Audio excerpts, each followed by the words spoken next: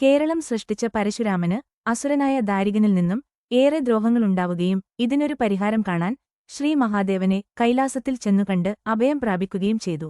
ശ്രീമഹാദേവൻ പറഞ്ഞതുപ്രകാരം പരശുരാമൻ അഷ്ടകരങ്ങളോടുകൂടിയ കാളിരൂപം സൃഷ്ടിക്കുകയും ശ്രീപാർവതി ദേവി മഹാകാളിയായി മാറിക്കൊണ്ട് ദാരികനുമായി യുദ്ധം ചെയ്യുകയും ചെയ്തു. എന്നാൽ ദാരികവധത്തിനു ശേഷവും കാളിയുടെ കോപം അടങ്ങിയില്ല.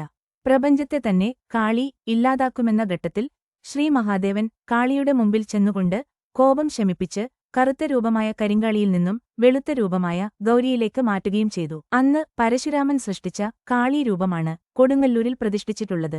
ആയതിനാൽ തന്നെ കേരളത്തിലെ ഭദ്രകാളിക്കാവുകളുടെ മൂലസ്ഥാനമാണ് കൊടുങ്ങല്ലൂർ എന്ന് പറയുന്നു. പരശുരാമൻ സൃഷ്ടിച്ച കേരളത്തിലെ ഗ്രാമങ്ങളിൽ ഏറ്റവും പ്രധാനപ്പെട്ടതാണ് പെരുവനം ഗ്രാമമെന്ന് പറയപ്പെടുന്നു. ഈ ഗ്രാമത്തിലാണ് പതിനെട്ടരക്കാവുകൾ സ്ഥിതി ചെയ്യുന്നത്.